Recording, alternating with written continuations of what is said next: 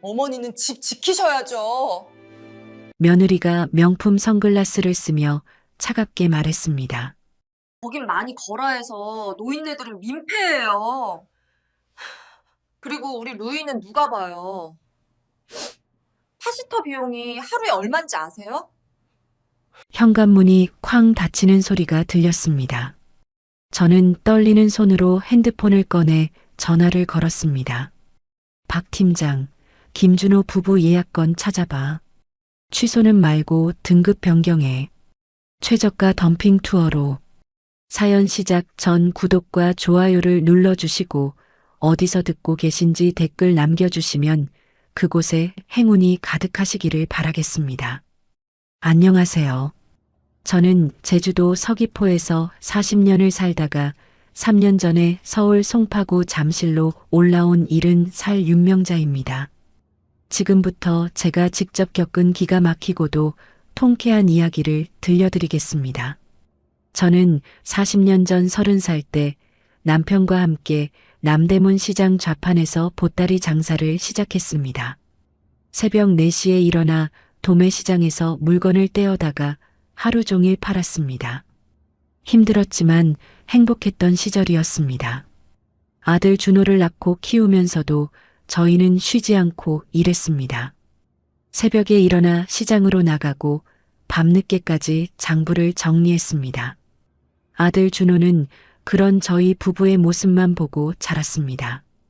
엄마 아빠가 시장에서 물건 팔고 허리 굽혀 인사하는 모습만 20년 동안 보며 큰 거죠. 준호는 시장통 생활이 지겨웠나 봅니다. 중학교 때부터 엄마나 서울 대학 가고 싶어라는 말을 입에 달고 살았습니다. 그래서 저희 부부는 더 열심히 일했습니다. 아들이 서울에서 대학 다닐 수 있도록 돈을 모으기 위해서였습니다. 다행히 준호는 공부를 잘했고 20살이 되던 해에 서울에 있는 대학 경영학과에 합격했습니다. 아들이 제주도를 떠나 서울로 올라간 그날 저는 눈물을 흘렸습니다. 하지만 그게 슬픔만은 아니었습니다. 이제부터 저희 부부가 오랫동안 준비해 온 꿈을 펼칠 때가 왔으니까요. 아들 준호가 서울로 떠난 직후 저희 부부는 큰 결심을 했습니다. 그동안 시장에서 장사하며 조금씩 모아둔 돈과 중국 보따리 무역으로 벌어둔 것들을 모두 합쳐서 큰 프로젝트를 시작하기로 한 거죠. 바로 중국 전문 여행사를 차리기로 한 겁니다.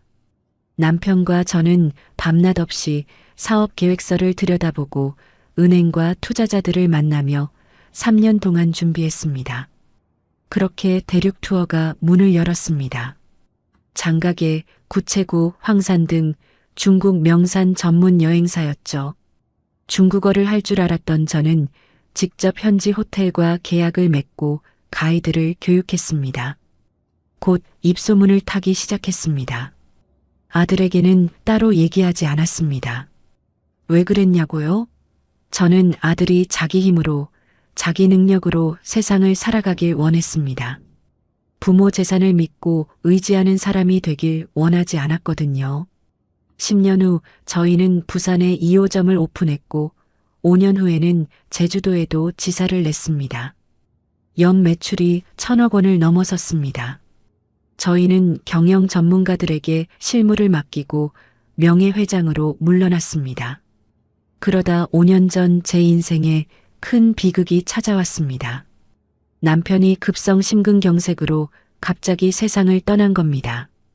아침에 일어나 커피를 마시다가 갑자기 가슴을 움켜쥐고 쓰러졌습니다. 119를 불렀지만 이미 늦었습니다. 40년을 함께 살아온 동반자가 한순간에 떠나버렸습니다. 장례를 치르고 나서 저는 제주도 집에 혼자 남았습니다. 넓은 집은 너무나 텅 비어 있었고 밤마다 남편 생각에 잠을 이룰 수 없었습니다. 아들 준호는 서울에서 대륙 투어 전략 기획팀장으로 바쁘게 일하고 있었습니다. 물론 준호는 자기가 엄마 회사에서 일하는 줄 모릅니다. 저는 비서실장 박 팀장을 통해 아들을 평사원부터 시작하게 했고 준호는 자기 실력으로 승진한 줄 알고 있었죠. 그러던 어느 날 문득 생각이 들었습니다. 내가 이렇게 혼자 외롭게 살 게 아니라 서울로 올라가서 아들 곁에서 지내면 어떨까? 그리고 한 가지 더 궁금한 게 있었습니다. 며느리가 어떤 사람인지 알고 싶었습니다. 진정한 짝을 만난 것인지 확인하고 싶었거든요. 그래서 3년 전 전화를 걸었습니다. 준호야, 엄마가 서울로 올라가서 너희 집에서 좀 지내도 될까? 3년 전 캐리어 하나에 옷가지를 챙겨서 제주도를 떠났습니다. 물론 시장통 할머니 차림으로요.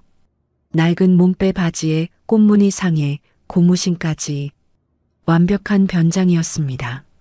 아파트에 도착했을 때 현관문이 열리며 며느리 수진이 나왔습니다. 32살 전직 승무원 출신의 지금은 뷰티 인플루언서를 자처하는 여자였습니다.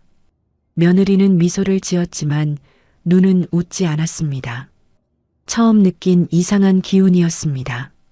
그리고 며느리가 안내한 제 방은 창고를 개조한 좁고 어두운 곳이었습니다. 다른 방들은 넓고 햇빛이 잘 드는데 제 방만 그랬습니다.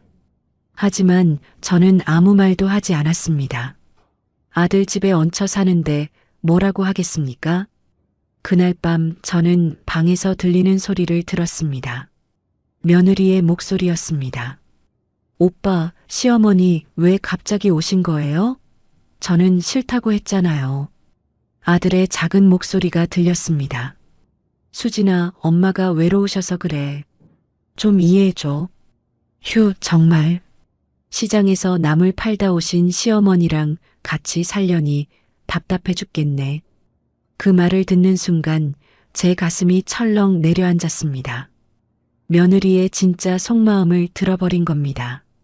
다음 날 아침 저는 일찍 일어났습니다. 평생 새벽 5시에 일어나는 습관이 몸에 배어 있었으니까요. 조용히 방문을 열고 거실로 나왔습니다. 커피라도 한 잔 타서 마시려고 부엌으로 가는데 갑자기 방문이 열리며 며느리가 나왔습니다. 머리가 헝클어진 채 잠옷 차림이었습니다. 어머니, 뭐 하세요?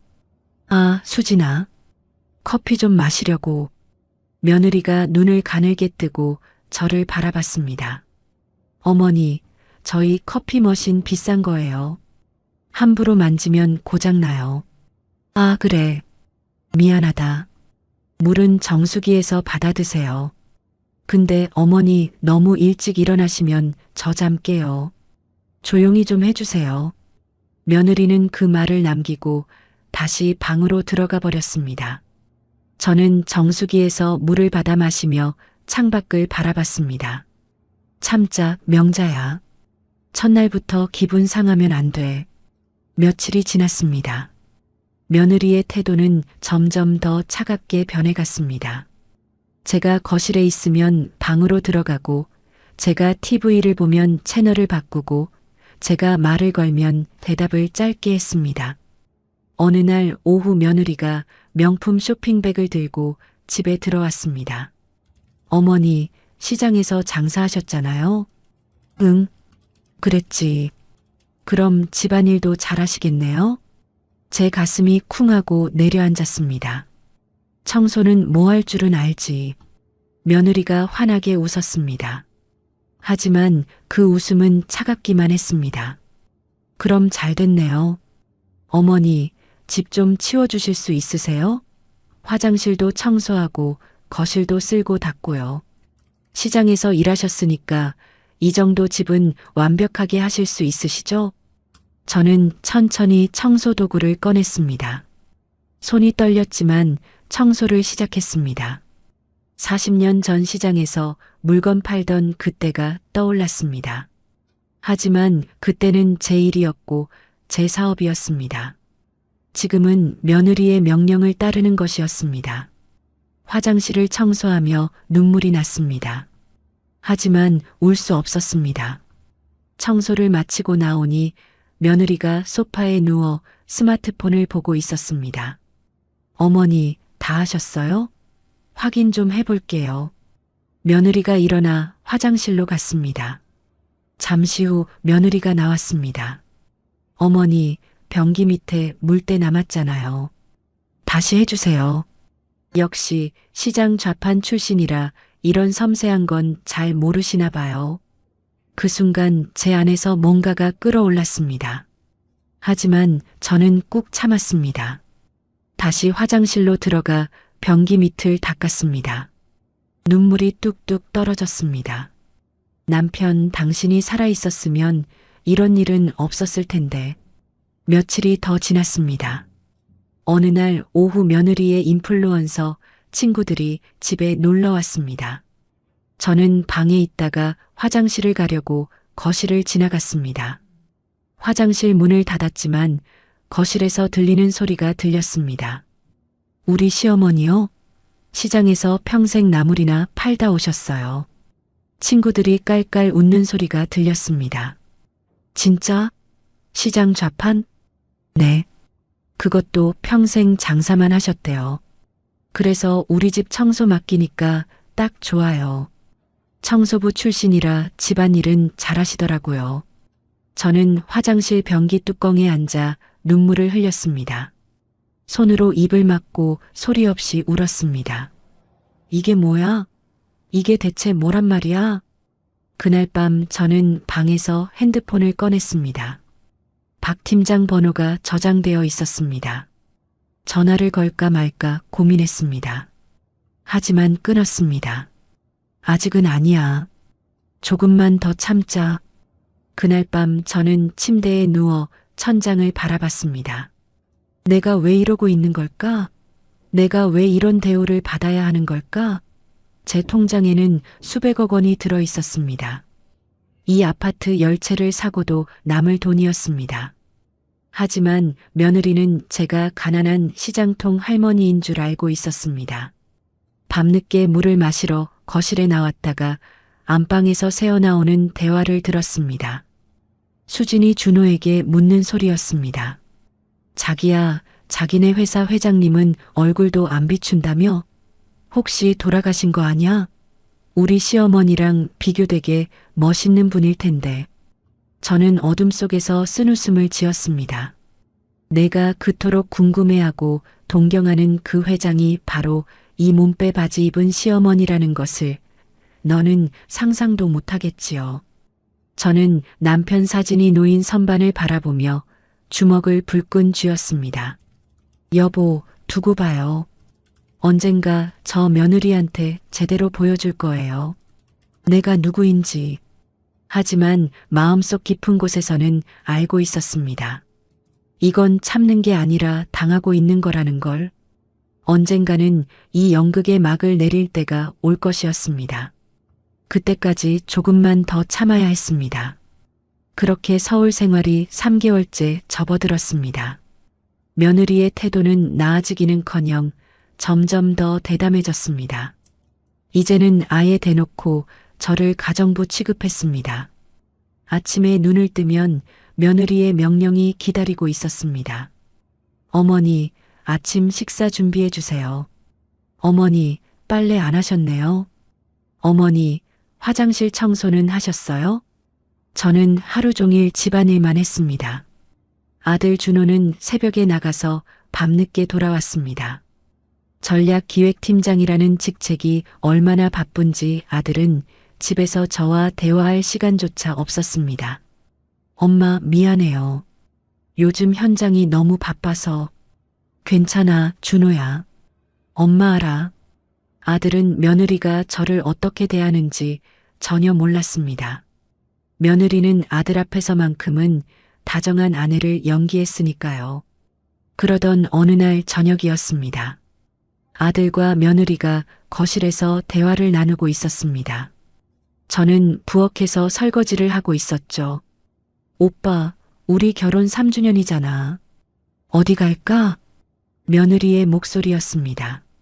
저는 귀를 쫑긋 세웠습니다. 어디가 좋을까?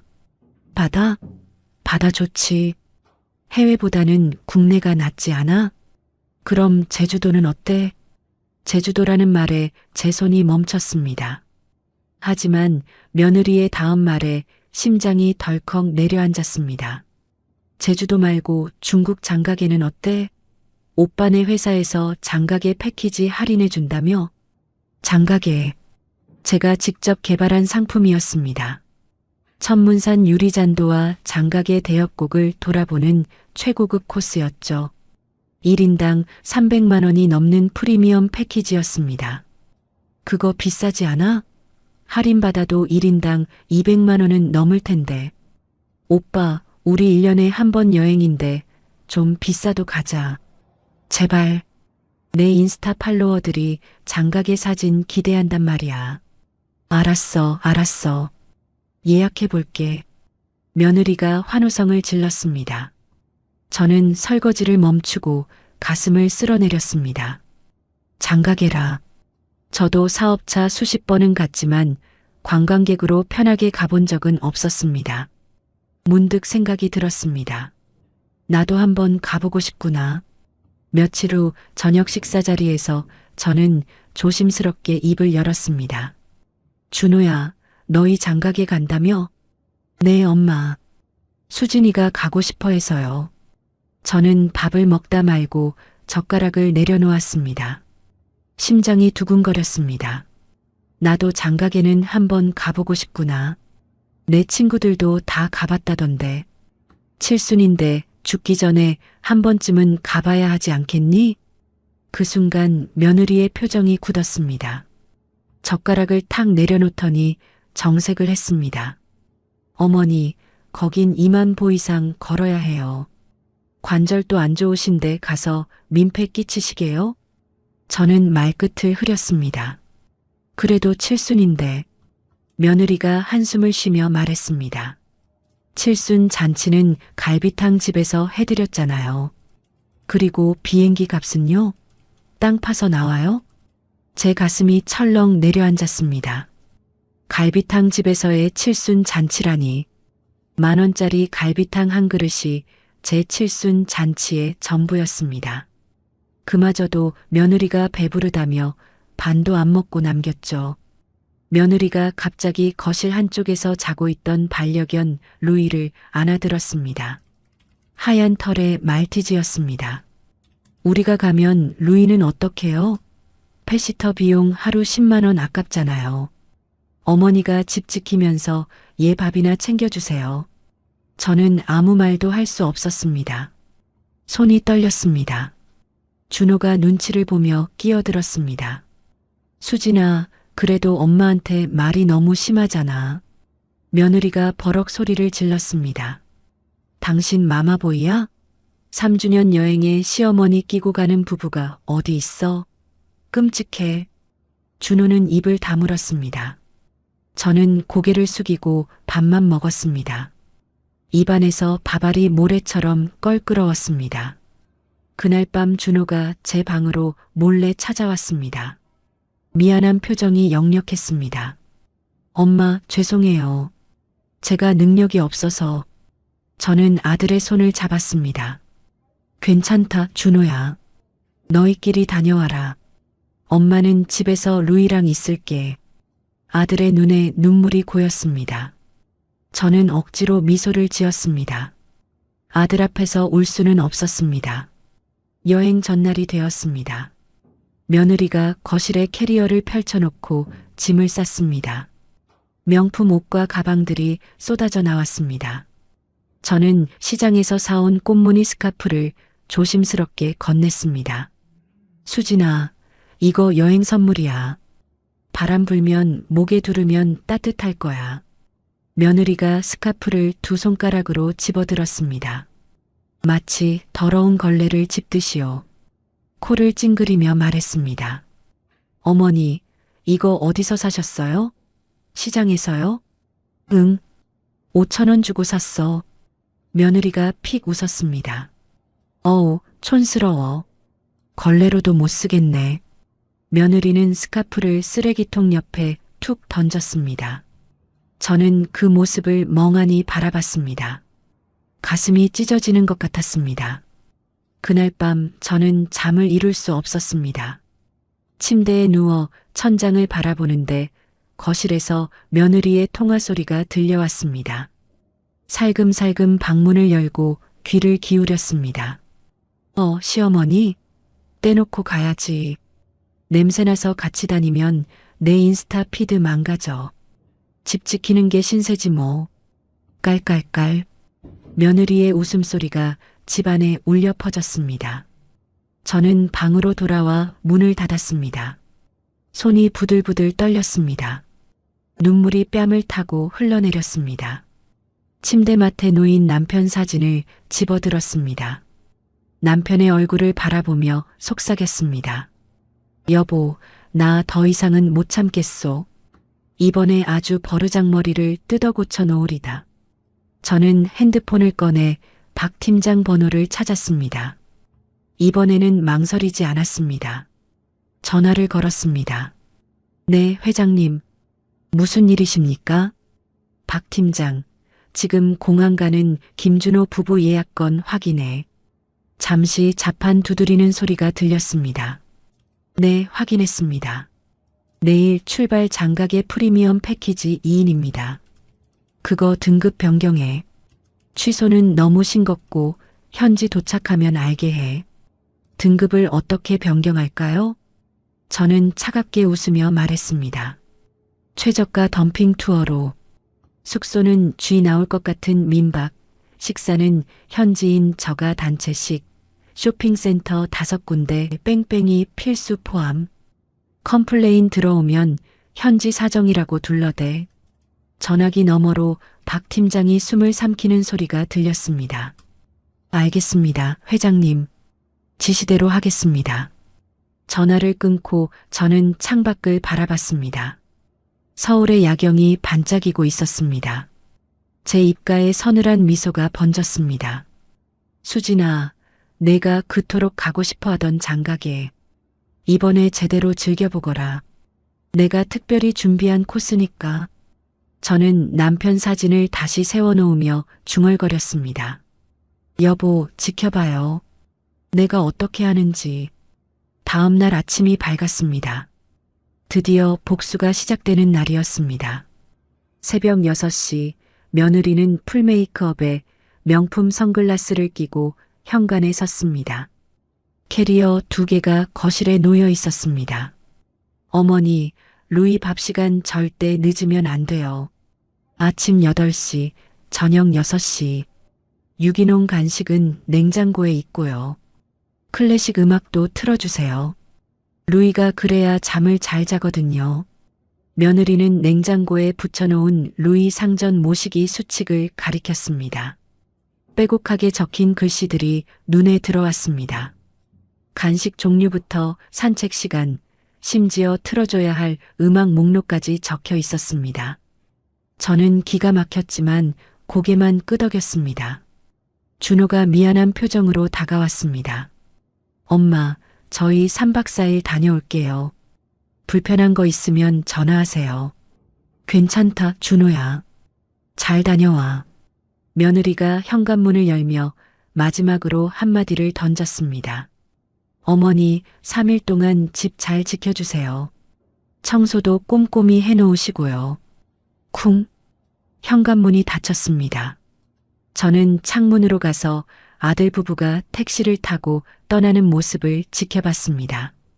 택시가 아파트 단지를 빠져나가자마자 저는 몸빼 바지를 벗어 던졌습니다. 옷장 깊숙한 곳에 숨겨둔 비밀 금고를 열었습니다. 여권과 블랙카드가 들어 있었습니다. 그리고 이탈리아제 캐시미어 코트와 진주 목걸이, 다이아몬드 브로치를 꺼냈습니다. 거울 앞에 섰습니다. 30분 후 거울 속에는 시장통 할머니가 아닌 대륙 투어 회장 윤명자가 서 있었습니다. 단정하게 올린 머리, 고급스러운 정장, 반짝이는 보석들. 완벽했습니다. 이제 연극은 끝났다. 진짜 내 모습을 보여줄 시간이야. 저는 박 팀장에게 문자를 보냈습니다. 지금 바로 리무진 보내. 김포 비즈니스 센터로. 루이 밥그릇에 사료를 산더미처럼 부어놓았습니다. 패시터가 오후에 올 테니 괜찮을 것이었습니다. 아파트를 나서며 저는 중얼거렸습니다. 수진아, 내가 그토록 기대하던 장가게 여행. 평생 잊지 못할 거다. 단지 밖 대로변에 검은 리무진이 대기하고 있었습니다. 기사가 문을 열어주었습니다. 회장님 모시겠습니다. 저는 리무진에 올라타며 미소를 지었습니다. 차창 밖으로 서울거리가 스쳐 지나갔습니다. 제 손에는 태블릿이 들려 있었습니다. 화면에는 아들 부부의 예약 정보가 떠 있었습니다. 등급이 프리미엄에서 최저가 덤핑 투어로 바뀌어 있었습니다. 저는 창밖을 바라보며 속삭였습니다. 수진아, 내가 무시하던 시장통 시어머니가 사실은 내가 밟고 있는 이 땅의 주인이란다. 곧 알게 될 거야. 김포공항에 도착하니 전용 라운지가 저를 기다리고 있었습니다. 샴페인 한 잔을 마시며 창밖을 바라봤습니다. 저 멀리 이코노미 체크인 카운터에 긴 줄이 늘어서 있었습니다. 아마 며느리도 저 줄에 서 있겠죠. 저는 태블릿으로 장가게 지사장에게 화상 전화를 걸었습니다. 조 지사장, 오늘 특별히 교육해야 할 손님 2명이 갑니다. 김준호, 최수진. 내 아들과 며느리예요. 네, 회장님. 어떻게 모실까요? 저는 차갑게 웃으며 말했습니다. 봐주지 말고 매뉴얼대로 해. 아니, 그보다 더 독하게 굴려. 내 며느리가 사람 대접받는 게 뭔지 배워야 하거든. 알겠습니다, 회장님. 전화를 끊고 저는 전용기 탑승구로 향했습니다. 곧 저도 장가게로 날아갈 것이었습니다. 하지만 며느리와는 전혀 다른 대우를 받으며요. 제 입가에 서늘한 미소가 번졌습니다. 복수의 서막이 올랐습니다.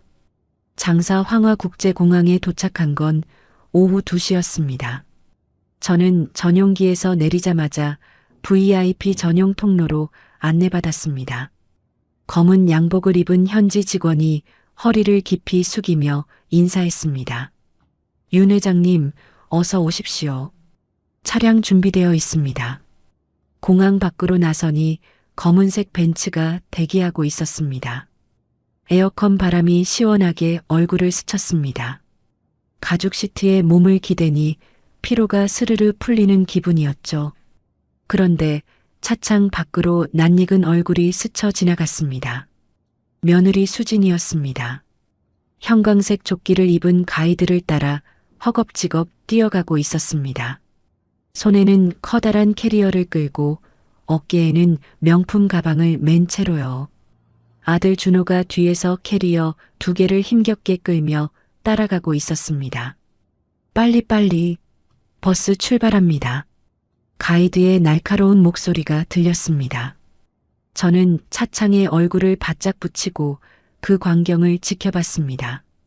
며느리의 얼굴에는 이미 짜증이 가득했습니다. 제 입가에 미소가 번졌습니다. 수진아, 이제 시작이야. 제가 묵을 곳은 장가게 최고급 리조트였습니다. 로비에 들어서니 크리스털 샹들리에가 눈부시게 빛나고 있었습니다. 체크인을 마치고 스위트룸으로 올라가니 통유리 창 너머로 천문산이 한눈에 들어왔습니다. 구름이 산허리를 감싸고 있는 풍경이 마치 한 폭의 동양화 같았습니다. 저는 소파에 앉아 태블릿을 켰습니다. 박 팀장이 실시간으로 보내오는 보고가 화면에 떴습니다. 회장님, 김준호 부부 현재 위치 전송합니다. 숙소 도착 예정 시간 저녁 7시입니다. 저는 지도를 확인했습니다. 며느리가 묵을 숙소는 시내에서 1시간 반이나 떨어진 외곽의 민박집이었습니다. 별점 2개짜리 리뷰에는 벌레가 나온다는 글이 수두룩한 곳이었죠. 저는 피식 웃음이 났습니다. 저녁 6시 저는 리조트 레스토랑에서 코스 요리를 즐기고 있었습니다. 전복 스테이크와 트러플 리조또 그리고 샴페인까지. 창밖으로 노을이 붉게 물들고 있었습니다. 바로 그때 핸드폰이 울렸습니다. 아들 준호였습니다. 엄마, 저 준호예요. 준호야. 잘 도착했어? 네, 그런데 아들의 목소리가 풀이 죽어 있었습니다. 왜? 무슨 일 있어? 숙소가 좀 이상해요. 분명히 5성급 호텔 예약했는데 갑자기 현지 사정으로 변경됐대요. 지금 묵는 데가. 전화기 너머로 며느리의 비명소리가 들렸습니다. 으악, 바퀴벌레. 여보, 바퀴벌레야. 저는 입술을 깨물며 웃음을 참았습니다. 준호야, 무슨 소리야? 아, 아니에요, 엄마. 수진이가 좀 놀라서. 괜찮아요. 내일 여행사에 항의해 볼게요. 그래, 알았어. 조심해라. 전화를 끊고 저는 샴페인을 한 모금 마셨습니다. 차갑고 달콤한 맛이 혀끝에 퍼졌습니다. 창밖의 노을이 유난히 아름다워 보였습니다. 다음 날 아침 저는 전용 차량을 타고 천문산으로 향했습니다. 케이블카 VIP 탑승권 덕분에 줄을 서지 않고 바로 탈 수 있었죠. 케이블카가 천천히 올라가는 동안 발 아래로 깎아지른 절벽과 울창한 숲이 펼쳐졌습니다. 숨이 멎을 듯한 절경이었습니다. 천문산 정상에 도착하니 유리잔도가 눈앞에 나타났습니다. 절벽 위에 투명한 유리 바닥을 깔아놓은 산책로였죠. 발밑으로 1000m 낭떠러지가 아찔하게 내려다 보였습니다. 저는 난간을 잡고 조심조심 걸었습니다. 다리가 후들거렸지만 가슴은 벅차올랐습니다. 여보, 우리가 함께 만든 회사 덕분에 이런 곳에 오게 됐어요. 하늘에 계신 남편에게 속삭였습니다. 바람이 귓가를 스쳤습니다. 마치 남편이 대답하는 것 같았습니다. 그때였습니다. 저 멀리 유리잔도 입구에서 왁자지껄한 소리가 들려왔습니다. 형광조끼를 입은 가이드를 따라 수십 명의 관광객이 우르르 몰려오고 있었습니다. 그 무리 속에 낯익은 얼굴이 보였습니다. 며느리 수진이었습니다. 며느리의 얼굴은 완전히 망가져 있었습니다. 화장은 땀에 번져 얼룩덜룩했고 머리카락은 헝클어져 새둥지 같았습니다. 어제 공항에서 봤던 그 도도한 모습은 온데간데 없었죠. 명품 운동화는 흙투성이었고 명품 가방은 땀에 젖어 축 늘어져 있었습니다. 아, 죽겠어. 언제까지 걸어야 해? 며느리가 짜증 섞인 목소리로 투덜거렸습니다. 가이드가 무뚝뚝하게 대답했습니다. 1시간 더 걸으셔야 합니다. 점심은 저 아래 식당에서 드실 겁니다. 1시간? 미쳤어? 며느리가 소리를 질렀습니다. 하지만 가이드는 신경도 쓰지 않고 앞장서서 걸어갔습니다. 아들 준호가 며느리의 팔을 부축하며 달랬습니다. 수진아, 조금만 참아. 여기까지 왔는데 끝까지 가보자. 난 못 가. 발에 물집 생겼단 말이야. 이게 프리미엄 패키지야? 사기 아니야? 저는 선글라스를 고쳐 쓰고 유리잔도 난간에 기대섰습니다. 며느리가 제 앞을 지나갔지만 저를 알아보지 못했습니다. 몸빼 바지 입은 시어머니와 캐시미어 코트에 진주 목걸이를 한 부유한 노부인은 완전히 다른 사람이었으니까요. 며느리가 힘겹게 유리잔도를 지나가는 동안 저는 그 모습을 지켜봤습니다. 발밑에 1000m 낭떠러지가 무서운지 며느리는 두 눈을 질끈 감고 난간을 붙잡고 있었습니다. 온몸이 사시나무처럼 떨리고 있었죠. 무서워. 왜 이런 데를 와야 해? 며느리의 비명소리가 유리잔도에 울려 퍼졌습니다. 주변 관광객들이 힐끔힐끔 쳐다봤습니다. 며느리의 얼굴이 창피함으로 붉게 달아올랐습니다. 저는 그 모습을 보며 복잡한 감정이 들었습니다. 통쾌하기도 하고 한편으로는 약간의 안쓰러움도 느껴졌습니다. 하지만 곧 며느리가 저에게 했던 말들이 떠올랐습니다. 시장에서 나물 팔다 오신 시어머니랑 같이 살려니 답답해 죽겠네. 집 지키는 게 신세지 뭐. 촌스러워. 걸레로도 못 쓰겠네.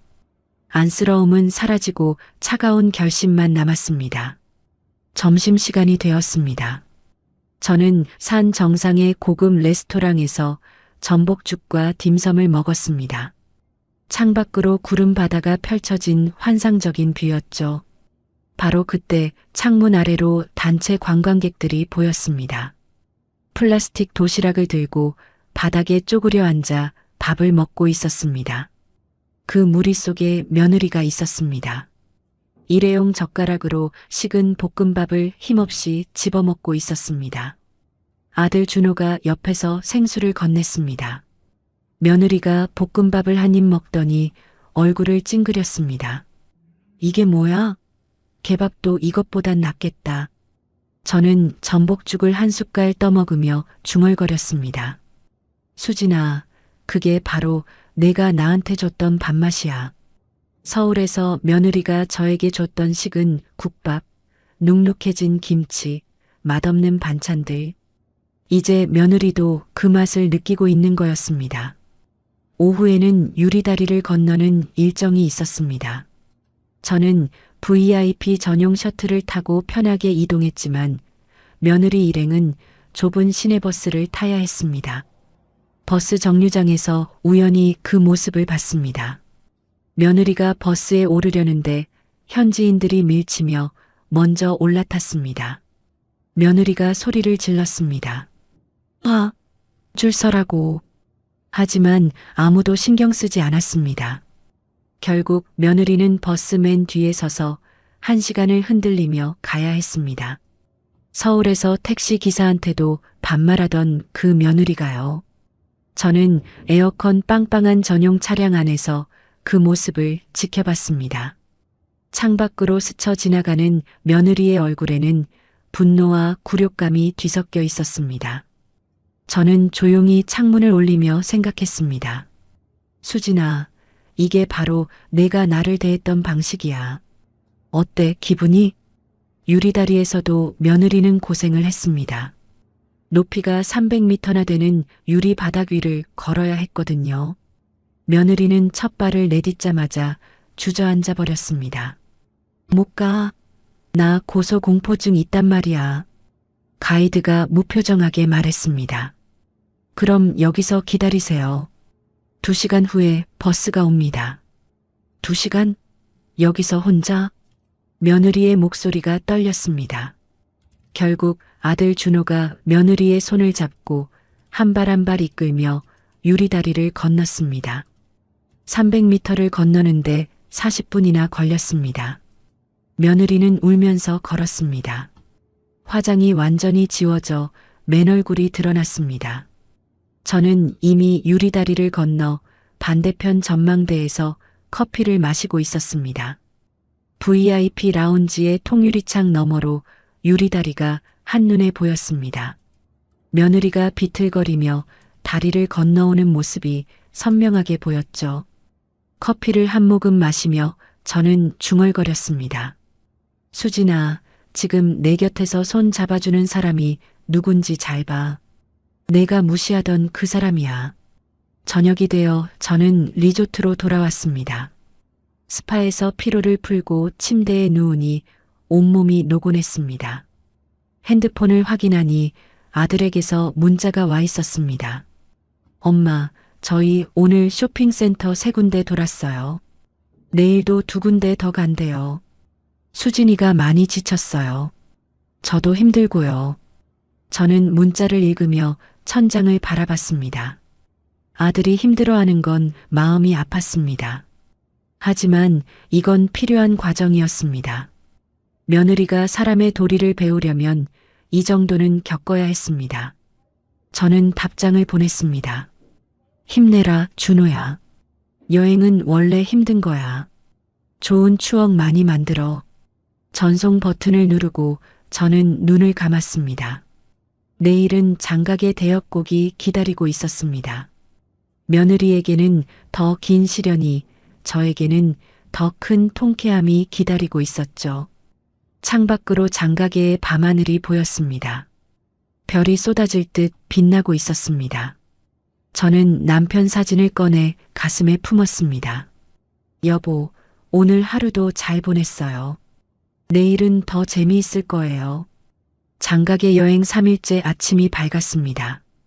오늘은 대역곡 유리다리와 백룡 엘리베이터가 있는 날이었습니다.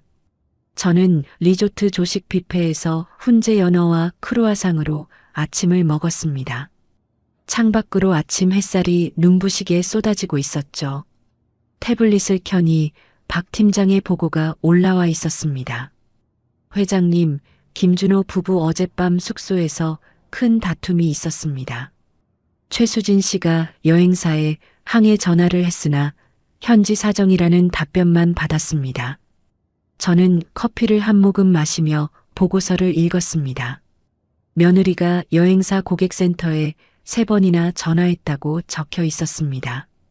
하지만 모두 같은 답변뿐이었죠. 현지 협력사 사정으로 불가피하게 변경되었습니다. 양해 부탁드립니다. 저는 피식 웃음이 났습니다. 그 현지 협력사가 바로 제 회사 장각의 지사였으니까요. 오전 9시 저는 전용 차량을 타고 대역곡으로 향했습니다. 도착하니 이미 수천 명의 관광객이 줄을 서 있었습니다. 하지만 저는 VIP 패스 덕분에 대기 없이 바로 입장했습니다. 대역곡의 절경은 정말 압도적이었습니다. 깎아지른 절벽 사이로 맑은 물이 흐르고 양쪽으로 기암괴석들이 병풍처럼 늘어서 있었습니다. 저는 난간에 기대어 한참을 바라봤습니다. 여보, 이 풍경을 당신과 함께 봤으면 얼마나 좋았을까요? 눈시울이 뜨거워졌습니다. 40년을 함께한 남편. 이렇게 아름다운 곳을 함께 오지 못한 게 한이 되었습니다. 그때 저 아래쪽에서 소란이 들려왔습니다. 익숙한 목소리였습니다. 이게 말이 돼? 3시간을 기다렸는데 아직도 입장을 못해? 며느리 수진이었습니다. 얼굴이 불그락푸르락해져서 가이드에게 소리를 지르고 있었습니다. 아들 준호가 옆에서 말리고 있었지만 소용이 없어 보였습니다. 손님, 성수기라 어쩔 수 없습니다. 조금만 더 기다리세요. 조금? 우리 비행기 내일 아침이라고. 쇼핑센터는 언제 가? 가이드가 무표정하게 대답했습니다. 오후에 쇼핑센터 3군데 방문 예정입니다. 3군데? 또? 며느리가 비명을 질렀습니다. 어제도 쇼핑센터 2군데를 돌았으니 합치면 5군데였습니다. 저가 덤핑 투어의 특징이었죠. 쇼핑센터에서 일정 금액 이상 구매해야 수수료가 나오니까요. 아들 준호가 며느리를 달래려고 했습니다. 수진아, 일단 진정해. 여기서 소리 지르면 창피하잖아. 창피? 지금 우리가 당하고 있는 게 더 창피해. 당신은 맨날 진정만 하라고 하지? 해결은 안 하면서. 며느리가 아들에게 버럭 소리를 질렀습니다. 준호의 얼굴이 굳어졌습니다. 주변 관광객들이 힐끔힐끔 쳐다봤습니다. 준호가 고개를 숙였습니다. 그 모습이 제 가슴을 찔렀습니다. 저는 전망대에서 그 모습을 내려다보며 복잡한 감정이 들었습니다. 며느리가 고생하는 건 통쾌했지만 아들까지 힘들어하는 모습은 마음이 아팠습니다. 준호의 얼굴에는 피로와 짜증이 뒤섞여 있었습니다. 무엇보다 아들이 아내에게 무시당하는 모습이 안쓰러웠습니다. 준호야, 내 아내가 저런 사람이야. 나한테만 그런 게 아니었구나. 저는 속으로 중얼거렸습니다.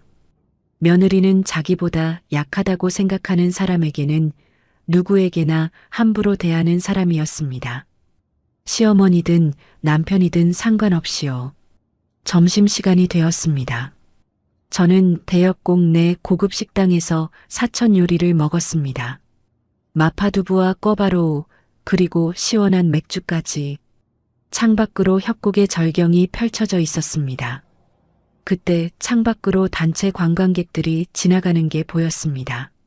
쇼핑센터로 향하는 버스에 오르고 있었습니다.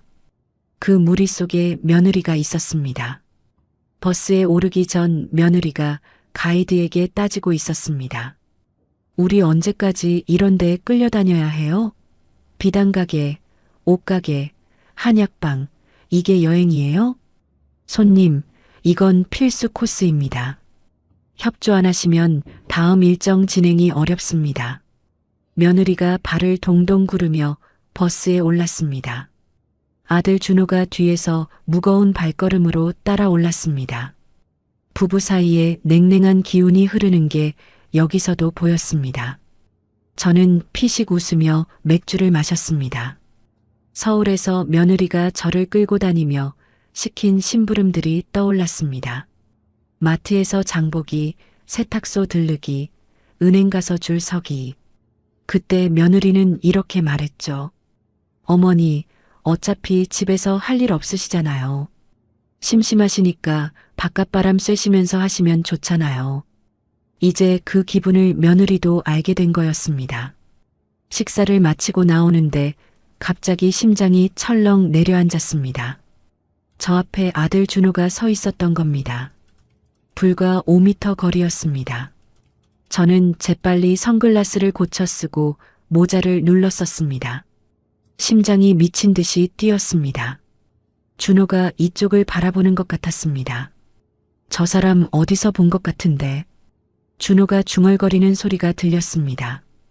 저는 고개를 돌리고 빠르게 걸음을 옮겼습니다.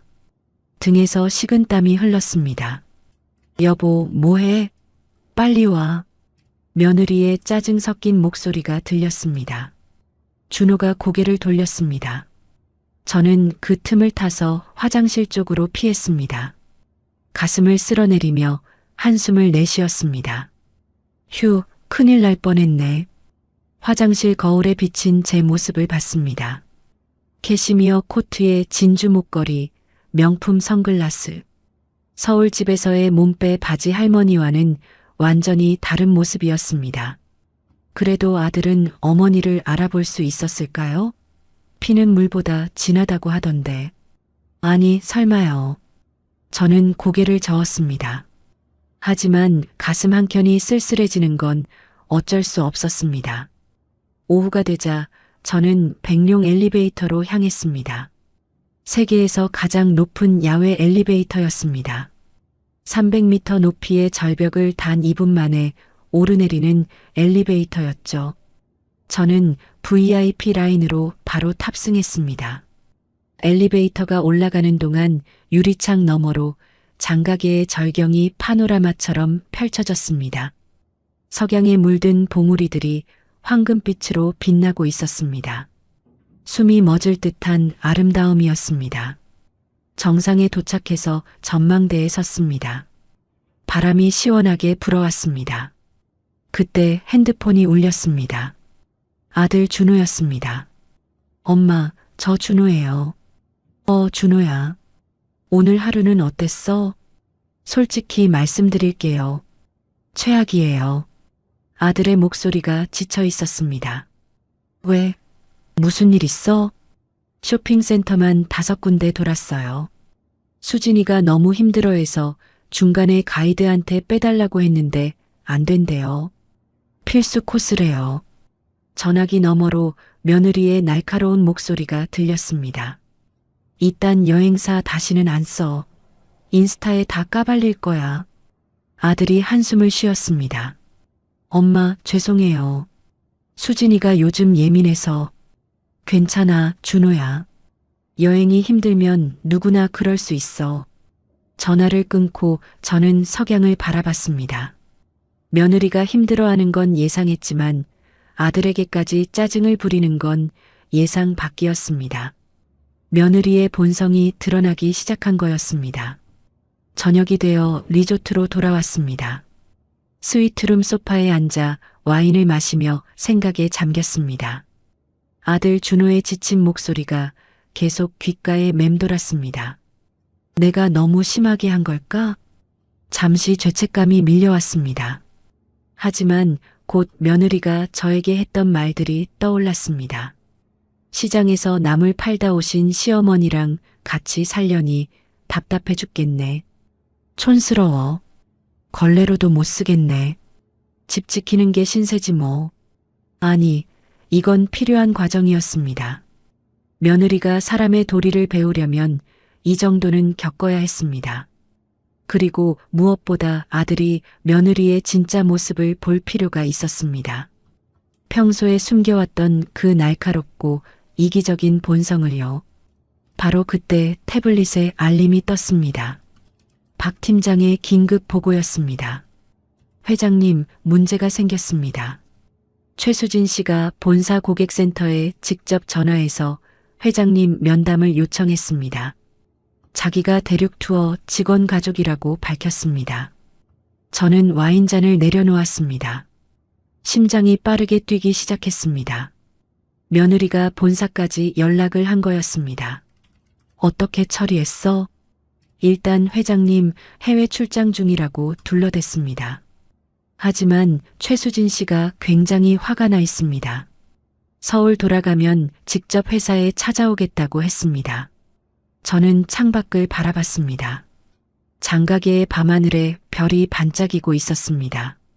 며느리가 회사까지 찾아온다고요? 예상보다 일이 커지고 있었습니다. 저는 천천히 와인을 마시며 생각했습니다. 이대로 가면 제 정체가 들킬 수도 있었습니다. 하지만 동시에 이건 기회이기도 했습니다. 며느리에게 제대로 한 방 먹일 수 있는 기회요. 박 팀장, 최수진 씨가 회사에 오면 연락해. 내가 직접 만나볼게. 네. 회장님이 직접요? 응. 이제 슬슬 끝을 내야 할 것 같아. 전화를 끊고 저는 남편 사진을 바라봤습니다. 남편의 얼굴이 미소 짓는 것 같았습니다. 여보, 조금만 더 기다려요. 곧 모든 게 끝날 거예요. 내일이면 서울로 돌아가는 날이었습니다. 장가계에서의 복수는 끝나지만 진짜 복수는 이제 시작이었습니다. 며느리가 회사에 찾아온다고요? 좋습니다. 거기서 모든 걸 끝내주겠습니다. 저는 창밖의 별을 바라보며 미소 지었습니다. 서울에서 기다리고 있을 며느리의 얼굴이 벌써부터 기대되었습니다. 대륙 투어 회장 윤명자. 그 이름 앞에 서게 될 며느리의 표정이 어떨지 상상만 해도 통쾌했습니다. 서울로 돌아온 건 장가계를 떠난 지 이틀 후였습니다. 저는 아들 부부보다 하루 먼저 귀국했습니다. 인천공항에 도착하자마자 리무진을 타고 잠실 아파트로 향했습니다. 아파트에 들어서자마자 저는 옷을 갈아입었습니다. 캐시미어 코트와 진주 목걸이를 벗고 다시 낡은 몸빼 바지와 꽃무늬 상의를 입었습니다. 거울을 보니 시장통 할머니 윤명자가 돌아와 있었습니다. 루이가 꼬리를 흔들며 달려왔습니다. 펫시터가 잘 돌봐줬는지 털이 윤기가 흘렀습니다. 저는 루이를 안아들며 중얼거렸습니다. 루이야, 내 주인이 곧 돌아온다.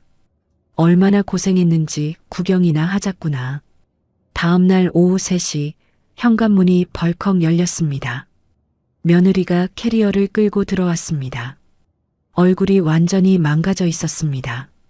피부는 거칠어지고 눈 밑에는 다크서클이 짙게 내려앉아 있었습니다. 머리카락은 푸석푸석했고 입술은 갈라져 있었습니다. 출발 전 공항에서 봤던 그 화려한 모습은 온데간데 없었습니다. 아, 진짜 죽는 줄 알았어. 며느리가 소파에 털썩 주저앉으며 신음을 내뱉었습니다. 아들 준호가 뒤따라 들어왔습니다. 준호의 얼굴에도 피로가 가득했습니다. 저는 부엌에서 물을 떠다 건넸습니다. 수진아, 물 마셔라. 많이 힘들었구나. 며느리가 물컵을 받아들더니 한숨을 푹 쉬었습니다. 어머니는 모르실 거예요. 우리가 얼마나 개고생을 했는지. 그 여행사 완전 사기꾼이에요. 저는 속으로 웃음이 났지만 얼굴에는 걱정스러운 표정을 지었습니다. 어머, 그래. 무슨 일이 있었는데? 5성급 호텔 예약했는데 바퀴벌레 나오는 민박으로 바꿔버렸어요. 밥도 개밥만도 못한 걸 줬고요. 쇼핑센터는 5군데나 끌려다녔어요. 며느리의 목소리가 점점 높아졌습니다. 내일 당장 그 여행사 본사에 가서 따질 거예요. 회장이든 사장이든 만나서 사과받을 거라고요. 저는 고개를 끄덕이며 말했습니다. 그래, 그렇게 해라. 억울하면 따져야지. 그날 밤 저는 방에서 박 팀장에게 전화를 걸었습니다. 박 팀장, 내일 최수진 씨가 본사에 올 거야. 준비해둬. 어떻게 준비할까요, 회장님? 내가 직접 안 만날 거야. 대신 회장실 옆 회의실에서 CCTV로 지켜볼게. 고객 상담실 카메라 화면 연결해놔. 알겠습니다, 회장님. 다음 날 오전 10시, 저는 몸빼 바지 차림으로 아파트를 나섰습니다. 며느리에게는 시장에 장 보러 간다고 말했습니다. 하지만 저는 시장 대신 대륙 투어 본사로 향했습니다. 건물 지하 주차장에서 박 팀장이 기다리고 있었습니다. 그가 준비해둔 정장으로 갈아입고 엘리베이터를 탔습니다. 20층 회장실 옆 회의실에 들어서니 대형 모니터에 고객 상담실 CCTV 화면이 떠 있었습니다. 회장님, 최수진 씨 11시에 도착 예정입니다. 알았어. 커피나 한 잔 줘. 저는 소파에 앉아 커피를 마시며 화면을 지켜봤습니다. 10분쯤 지났을까요?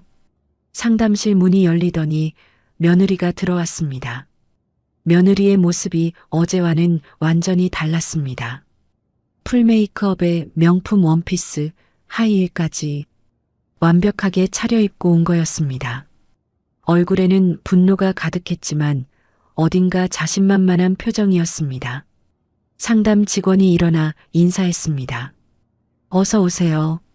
무엇을 도와드릴까요? 며느리가 의자에 앉으며 말했습니다. 저 대륙 투어 직원 가족이에요. 김준호 전략기획팀장 아내요. 회장님 만나러 왔어요. 직원의 표정이 굳어졌습니다. 죄송합니다만 회장님은 현재 해외 출장 중이십니다. 거짓말하지 마세요. 오늘 안에 만나게 해주세요. 안 그러면 인터넷에 다 까발릴 거예요. 며느리의 목소리가 날카로워졌습니다. 저는 모니터를 바라보며 커피잔을 내려놓았습니다. 며느리가 직원을 협박하고 있었습니다. 손님, 진정하시고 민원사항을 말씀해 주시면. 진정? 내가 얼마나 당했는지 알아요? 5성급 호텔이 바퀴벌레 숙소로 바뀌었다고요. 이게 프리미엄 패키지예요? 며느리가 테이블을 탁 쳤습니다. 직원이 움찔했습니다. 확인해 보겠습니다. 예약자 성함이 김준호 전략기획팀장. 내 남편이 여기서 일하는데 이런 대우를 받아야 해요? 며느리가 소리를 질렀습니다. 저는 모니터를 뚫어지게 바라봤습니다. 며느리의 얼굴이 일그러져 있었습니다. 서울집에서 저에게 보여주던 그 차갑고 오만한 얼굴이었습니다.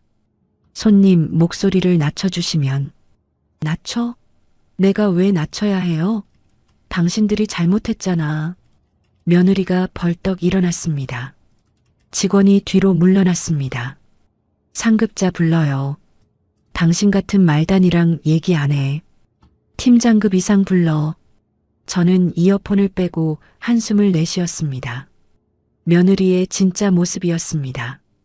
자기보다 약하다고 생각하는 사람에게는 거침없이 소리를 지르고 무시하는 그 모습. 저에게만 그러는 줄 알았는데 아니었습니다. 30분 동안 며느리는 직원을 들들 볶았습니다. 말단이라고 무시하고 회사가 사기꾼 집단이라고 욕하고 인터넷에 고발하겠다고 협박했습니다. 직원의 얼굴이 점점 창백해졌습니다. 어느 순간 며느리가 핸드폰을 꺼내 들었습니다. 나 팔로워 10만 명이야. 여기 영상 찍어서 올릴 거야. 대륙 투어가 손님을 어떻게 대하는지 다 보여줄 거라고. 직원이 손을 내저었습니다. 손님, 촬영은 곤란합니다. 개인정보 보호 문제가. 시끄러워. 내가 뭘 찍든 당신이 무슨 상관이야? 며느리가 직원 얼굴에 핸드폰을 들이밀었습니다. 직원이 고개를 돌리며 손으로 얼굴을 가렸습니다. 저는 모니터를 보며 주먹을 불끈 쥐었습니다. 저 직원은 아무 잘못도 없었습니다. 그저 회사 방침대로 응대했을 뿐인데 저렇게 모욕을 당하고 있었습니다. 결국 고객 상담 팀장이 나왔습니다. 박 팀장이 미리 교육해 둔 사람이었죠. 손님, 진심으로 사과드립니다. 현지 협력사의 문제로 불편을 드렸습니다. 보상으로 다음 여행 시 50% 할인 쿠폰을 드리겠습니다. 50%? 그걸 보상이라고 해요? 100% 환불해요. 죄송합니다만 현지 사정으로 인한 변경은 약관상 환불 대상이 아닙니다. 며느리의 얼굴이 불그락푸르락해졌습니다. 약관 들먹이지 마. 내 남편이 여기 팀장이라고. 회장한테 직접 얘기할 거야. 회장님은 현재 연락이 어렵습니다. 저희가 최선을 다해. 됐어. 다 필요 없어. 며느리가 가방을 움켜쥐고 문을 박차고 나갔습니다. 쾅! 문이 닫히는 소리가 모니터 너머로 들렸습니다. 저는 소파에 깊이 몸을 묻었습니다. 가슴이 답답했습니다. 며느리의 모습을 보며 여러 감정이 뒤섞였습니다. 분노, 안도, 그리고 묘한 슬픔까지. 저게 내 며느리야. 저게 내 아들이 선택한 여자야. 눈시울이 뜨거워졌습니다. 내 아들은 왜 저런 여자를 선택했을까요? 32해 동안 정성껏 키운 아들이 저런 여자에게 속아 살고 있다는 게 가슴이 아팠습니다. 하지만 동시에 결심이 더 단단해졌습니다. 이제 아들도 며느리의 진짜 모습을 알아야 했습니다. 박 팀장이 조심스럽게 물었습니다. 회장님, 괜찮으십니까? 응. 오늘 잘 봤어. 이제 확실히 알겠어. 저는 자리에서 일어났습니다. 창밖으로 서울 시내가 내려다 보였습니다.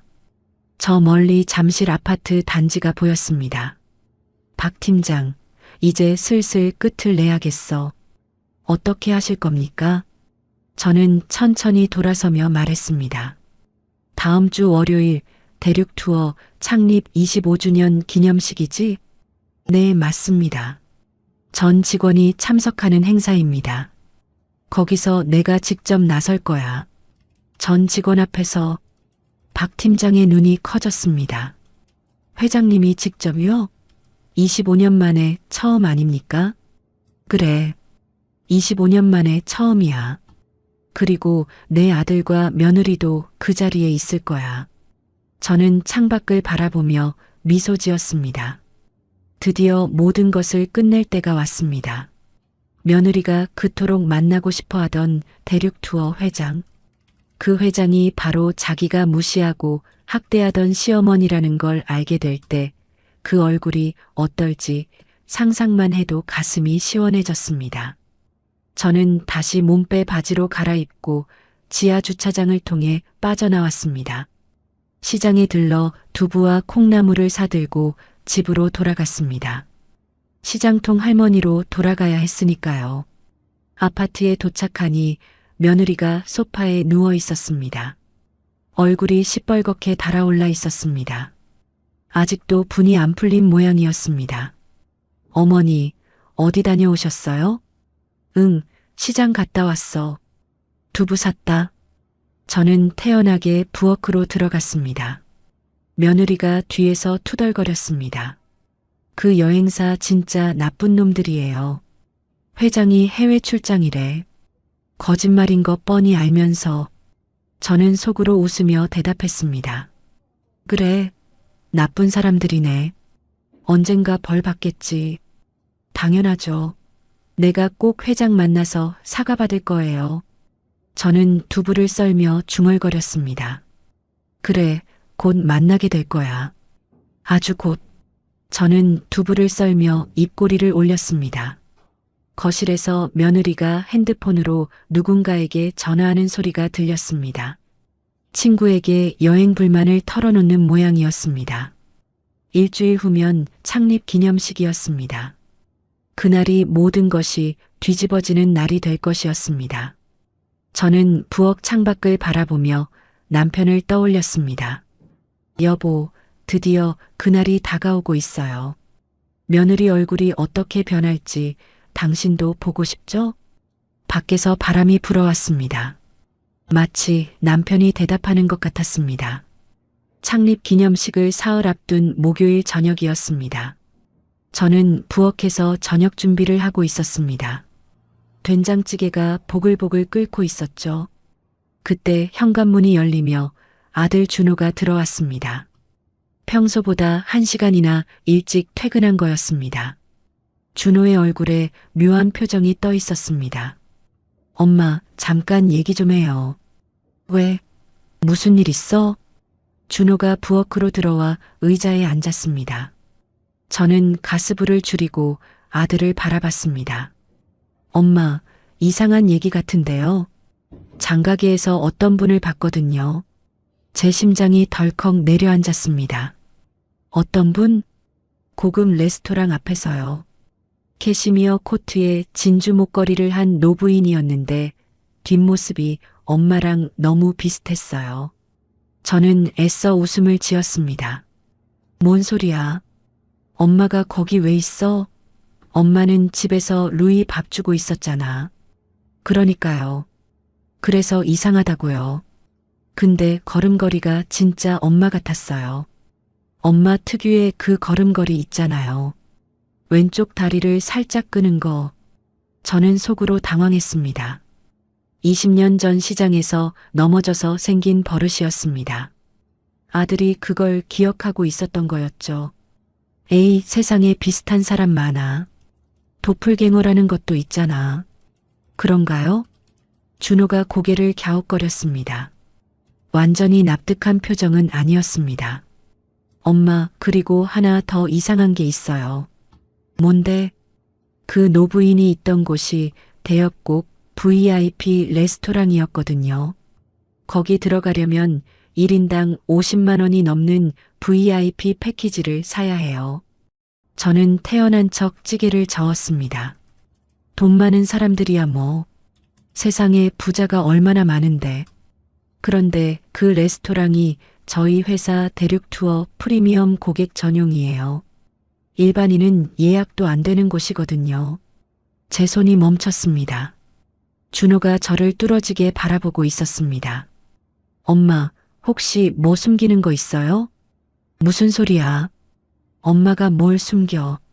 저는 억지로 웃으며 찌개 냄비를 들고 식탁으로 향했습니다. 심장이 터질 것 같았습니다. 손이 떨려서 냄비를 겨우 식탁에 올려놓았습니다. 준호가 뒤따라오며 말했습니다. 엄마, 한 가지만 더 물어볼게요. 우리 회사 회장님이 제주도 서귀포 출신이래요. 엄마랑 같은 동네요. 서귀포? 거기 사람 많잖아. 그게 뭐가 이상해? 근데 회장님 성함이 윤 씨래요. 윤 회장님. 엄마랑 성이 같네요. 제 얼굴이 굳어졌습니다. 준호가 저를 빤히 바라보고 있었습니다. 엄마, 설마. 야, 준호야. 윤 씨가 전국에 얼마나 많은데. 서귀포 윤 씨가 엄마 하나뿐이겠어? 저는 애써 웃으며 밥그릇을 내려놓았습니다.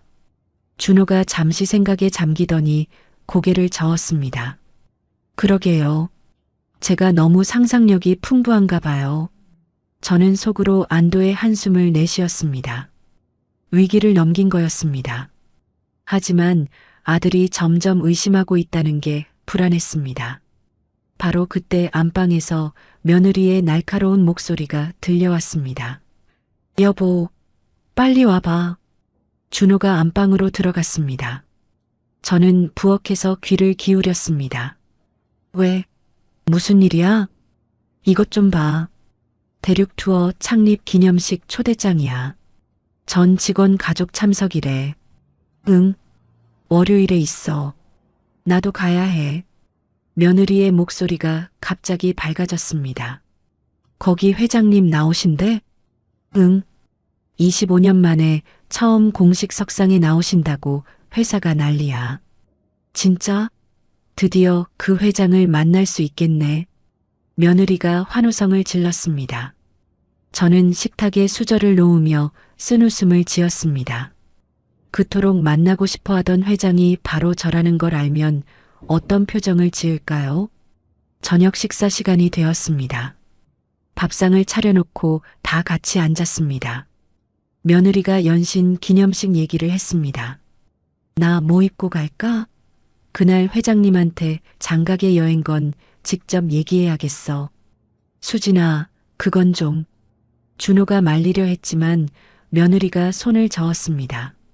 아니, 기회가 왔는데 놓칠 수 없지. 직원 가족한테 이런 대우를 했다고 직접 말할 거야.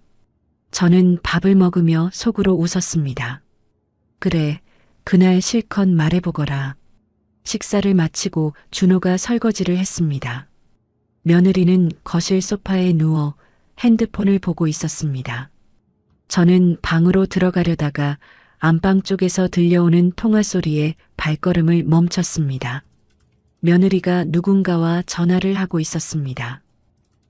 그날 기념식에서 회장 만나면 확실히 해. 사과받고 보상금까지 받아낼 거야. 안 되면 인터넷에 다 까발려서 주가 떨어뜨려 버릴 거야. 저는 숨을 죽이고 들었습니다. 그리고 있잖아. 나 솔직히 이 결혼 후회해. 시어머니는 촌스럽지, 남편은 무능하지. 맨날 엄마 편만 들어. 제 가슴이 철렁 내려앉았습니다. 며느리의 다음 말이 더 충격적이었습니다. 회장한테 보상금 크게 받아내면 그걸로 이혼 자금 마련할 거야. 위자료 받고 깔끔하게 정리하려고. 준호한테는 아직 말 안 했어. 기념식 끝나고 얘기하게. 전화가 끊겼습니다. 저는 벽에 기대어 한참을 서 있었습니다. 다리에 힘이 풀렸습니다. 며느리가 이혼을 계획하고 있었습니다. 그것도 제 회사에서 보상금을 뜯어낸 후에요. 제 아들을 버리려고 하는 거였습니다. 3년 동안 시어머니를 학대하고 남편을 무시하더니 이제는 돈만 받고 떠나려는 거였습니다. 저는 방으로 들어가 침대에 앉았습니다. 손이 부들부들 떨렸습니다. 분노와 슬픔이 뒤섞여 가슴이 터질 것 같았습니다. 준호야, 내 아내가 널 버리려고 해. 널 무능하다고 후회한다고 했어. 눈물이 흘러내렸습니다. 내 아들이 저런 여자에게 이용당하고 버림받으려 하고 있었습니다. 그런데 문득 두려움이 밀려왔습니다. 만약 제가 기념식에서 정체를 밝히면 어떻게 될까요? 아들은 어떤 기분일까요? 자기 어머니가 3년 동안 자신을 속였다는 걸 알면 얼마나 상처받을까요? 내가 너무 심하게 한 건가? 저는 남편 사진을 꺼내 들었습니다. 남편의 얼굴을 바라보며 물었습니다. 여보, 내가 어떻게 해야 할까요? 이대로 정체를 밝혀야 할까요? 아니면 그냥 조용히 넘어가야 할까요? 남편은 대답이 없었습니다. 저는 한참을 고민했습니다. 창밖으로 서울의 야경이 반짝이고 있었습니다. 3년 전 이 집에 들어올 때만 해도 이렇게 될 줄 몰랐습니다. 며느리를 시험하려던 것이 이렇게 큰일이 될 줄은요. 하지만 한 가지는 확실했습니다. 며느리는 변하지 않았습니다. 아니, 처음부터 나쁜 사람이었습니다. 시어머니한테만 그런 게 아니라 모든 사람에게 그랬습니다. 직원들에게, 가이드에게, 심지어 남편에게까지요. 그때 방문이 노크되었습니다. 엄마, 나 준호예요. 들어가도 돼요? 들어와. 준호가 방으로 들어왔습니다. 손에 따뜻한 우유 한 잔을 들고 있었습니다. 엄마, 요즘 잠을 잘 못 주무시는 것 같아서요. 우유 데워왔어요. 저는 우유를 받아들며 아들을 바라봤습니다. 35살이 됐지만 여전히 제 눈에는 어린아이 같았습니다. 고맙다, 준호야. 엄마, 저 요즘 회사에서 좀 힘들어요. 왜? 무슨 일 있어? 준호가 침대 끝에 앉았습니다. 이번에 팀장 승진 심사가 있거든요. 그런데 수진이가 자꾸 회사에 와서 소란을 피우니까 눈치가 보여요. 그래. 네. 솔직히 부끄러워요. 아내가 회사 와서 직원들한테 소리 지르고 그러니까 준호의 눈에 눈물이 고였습니다. 엄마, 저 결혼 잘한 거 맞죠? 그 순간 제 마음이 굳어졌습니다. 아들이 이미 상처받고 있었습니다. 며느리 때문에 회사에서도 집에서도 힘들어하고 있었습니다. 저만 당한 게 아니었습니다. 저는 아들의 손을 잡았습니다. 준호야, 사람은 누구나 실수할 수 있어. 중요한 건 그 실수를 어떻게 바로잡느냐야. 네, 곧 알게 될 거야. 엄마가 다 해결해 줄게. 준호가 고개를 갸웃거렸지만 더 묻지 않았습니다. 우유잔을 내려놓고 방을 나가려다 문 앞에서 멈췄습니다. 엄마 사랑해요. 항상 고마워요. 나도 사랑한다, 준호야. 아들이 나간 후 저는 창밖을 바라봤습니다. 눈물이 흘러내렸습니다. 내 아들, 35해 동안 키운 내 아들. 그 아들을 위해서라도 이 일은 끝내야 했습니다. 결심이 섰습니다. 기념식에서 정체를 밝히겠습니다. 아들이 상처받을 수도 있지만 이대로 두면 아들은 더 큰 상처를 받을 거였습니다. 며느리에게 이용당하고 버림받는 것보다는 진실을 아는 게 나았습니다. 저는 핸드폰을 들어 박 팀장에게 문자를 보냈습니다. 월요일 기념식 준비 완벽하게 해둬. 내 등장 연출 시나리오대로 진행해. 전송 버튼을 누르고 저는 남편 사진을 바라봤습니다. 여보, 이제 정말 끝을 낼 거예요. 우리 아들을 위해서. 창밖으로 달이 떠오르고 있었습니다. 저는 남편 사진을 가슴에 품고 눈을 감았습니다. 25년 전 남편과 함께 대륙 투어를 세울 때가 떠올랐습니다. 허름한 사무실에서 밤새 일하던 그 시절, 우리는 서로에게 약속했습니다. 언젠가 큰 회사를 만들어서 아들에게 물려주자고요. 하지만 지금 아들은 자기가 엄마 회사에서 일하는 줄도 모른 채 며느리에게 무시당하고 있었습니다. 이건 제가 원했던 게 아니었습니다. 사흘 후면 모든 것이 밝혀지는 날이었습니다. 대륙 투어 창립 25주년 기념식. 그날 저는 모든 걸 끝낼 것이었습니다. 며느리가 그토록 만나고 싶어 하던 회장. 그 회장의 얼굴을 보여줄 날이 왔습니다. 대륙 투어 창립 25주년 기념식 날이 밝았습니다. 월요일 아침 저는 평소처럼 몸빼 바지를 입고 아침 식사를 준비했습니다. 며느리가 안방에서 나왔습니다. 풀 메이크업에 명품 원피스를 차려입고 있었습니다. 진주 귀걸이까지 달고 나온 모습이 마치 파티에 가는 것 같았습니다. 어머니, 오늘 회사 행사 있어서 저희 저녁에 늦을 거예요. 밥 챙겨 드시고 루이 밥도 주세요. 그래, 다녀와라. 저는 태연하게 대답했습니다. 며느리는 제가 오늘 그 행사장에 나타날 거라고는 꿈에도 생각하지 못하고 있었습니다. 아들 준호도 정장을 차려입고 나왔습니다. 넥타이를 매만지며 긴장한 표정이었습니다. 엄마, 저희 다녀올게요. 그래, 준호야. 오늘 행사 잘하고 와. 아들 부부가 나간 후 저는 바로 움직였습니다. 옷장에서 미리 준비해둔 옷을 꺼냈습니다. 검은색 실크 정장에 다이아몬드 브로치, 진주 목걸이, 그리고 남편이 생전에 선물해준 사파이어 반지를 꼈습니다. 거울 앞에 섰습니다. 시장통 할머니 윤명자가 아닌 대륙 투어 창업주 윤명자 회장이 서 있었습니다. 머리를 단정하게 올리고 연한 화장을 했습니다. 70살이지만 위엄이 느껴지는 모습이었습니다. 여보, 드디어 이날이 왔어요. 남편 사진에 인사를 하고 집을 나섰습니다. 지하 주차장에 리무진이 대기하고 있었습니다. 기념식이 열리는 호텔에 도착한 건 오전 11시였습니다. 행사는 낮 12시부터 시작이었습니다. 저는 VIP 대기실에서 박 팀장과 마지막 점검을 했습니다. 회장님, 모든 준비 완료됐습니다. 축하 영상 상영 후 회장님 등장하시면 됩니다. 내 아들과 며느리 자리는 맨 앞줄 중앙에 배치했습니다. 회장님 등장하시면 바로 눈에 들어오실 겁니다. 저는 고개를 끄덕였습니다. 심장이 빠르게 뛰고 있었습니다. 낮 12시 기념식이 시작됐습니다. 저는 무대 뒤 대기실 모니터로 행사장을 지켜봤습니다. 500명이 넘는 직원들이 자리를 채우고 있었습니다. 맨 앞줄에 아들 준호와 며느리 수진이 앉아 있었습니다. 며느리가 연신 두리번거리고 있었습니다. 회장을 찾는 모양이었습니다.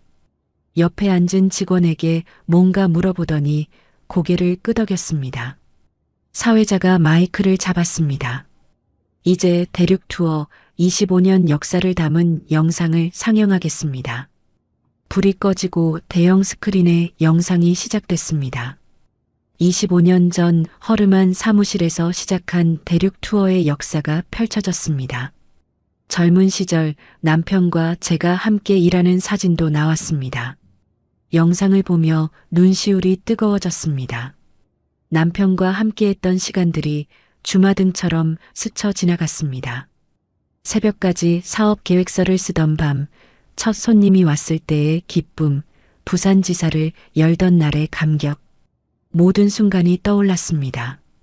영상 마지막에 남편의 모습이 나왔습니다.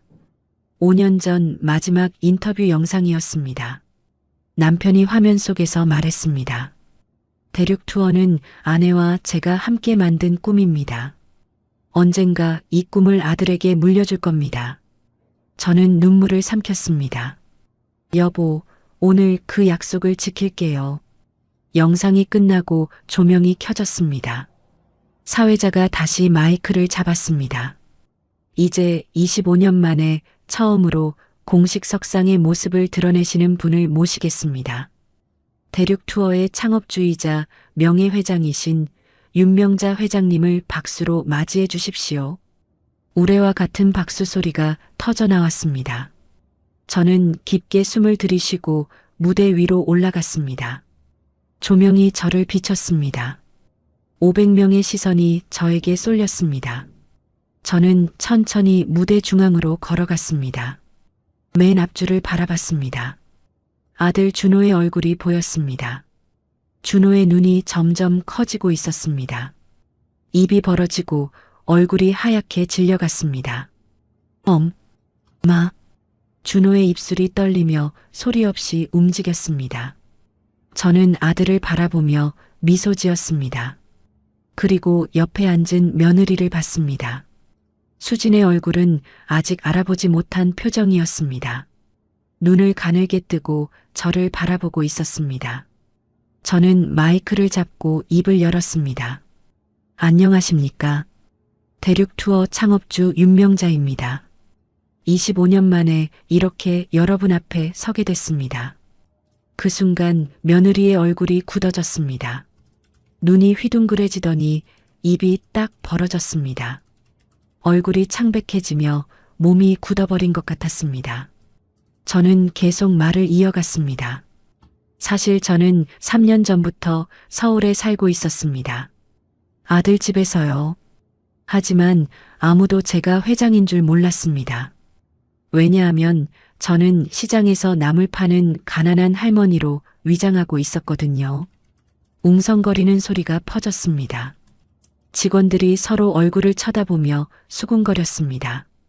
왜 그랬냐고요? 며느리가 어떤 사람인지 알고 싶었습니다. 진짜 모습을요. 저는 며느리를 똑바로 바라봤습니다. 수진의 얼굴이 불그락 푸르락 변하고 있었습니다. 손이 부들부들 떨리고 있었습니다. 결과가 어땠는지 말씀드릴까요? 저는 잠시 뜸을 들였습니다. 행사장 전체가 숨을 죽이고 있었습니다. 제 며느리는 저를 하녀 취급했습니다. 청소와 빨래를 시키고 화장실 변기를 닦게 했습니다. 제 앞에서 친구들에게 시어머니가 청소부 출신이라 집안일은 잘한다고 자랑했습니다. 탄식 소리가 여기저기서 터져 나왔습니다. 결혼 3주년 장가게 여행에 저도 가고 싶다고 했더니 뭐라고 했는지 아십니까? 노인네는 민폐라고 집에서 개나 보고 있으라고 했습니다.